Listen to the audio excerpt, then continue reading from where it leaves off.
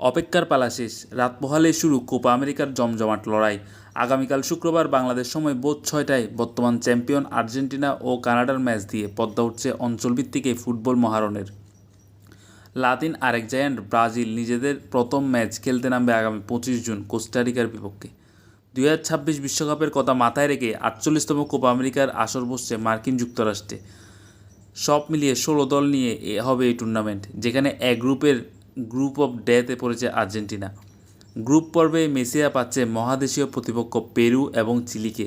সেই তুলনায় কিছুটা সহজ প্রতিপক্ষ পেলেও স্বস্তি পাচ্ছে না ব্রাজিলও। গ্রুপ ডিতে কলম্বিয়া এবং প্যারাগুয়ের মতো প্রতিপক্ষের সামনে পড়তে হবে ব্রাজিলের। ঘোষিত ফিক্সচার অনুযায়ী ২০২৪ সালে কোপা আমেরিকার আসর চলবে ২৬ দিন। গ্রুপ পর্ব হবে ২০ জুন থেকে ২ জুলাই, কোয়ার্টার ফাইনাল ৪ থেকে ৬ জুলাই, সেমিফাইনাল ৯ ও ১০ জুলাই, তৃতীয় স্থান নির্ধারণী ম্যাচ ১৩ জুলাই আর ফাইনাল হবে ১৪ July. Group A Argentina, Peru, Chile, Canada.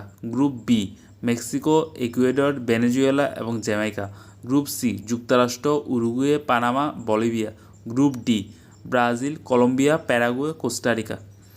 আর্জেন্টিনার গ্রুপ পর্বের ম্যাচের সূচি: ২১ জুন শুক্রবার সকাল ৬টা আর্জেন্টিনা বনাম কানাডা, মার্সিডিস বেঞ্চ স্টেডিয়াম।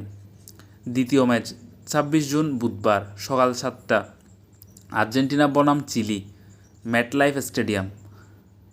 তৃতীয় ম্যাচ ৩০ জুন রোববার সকাল ৬টা আর্জেন্টিনা বনাম পেরু, হার্ড রক স্টেডিয়াম।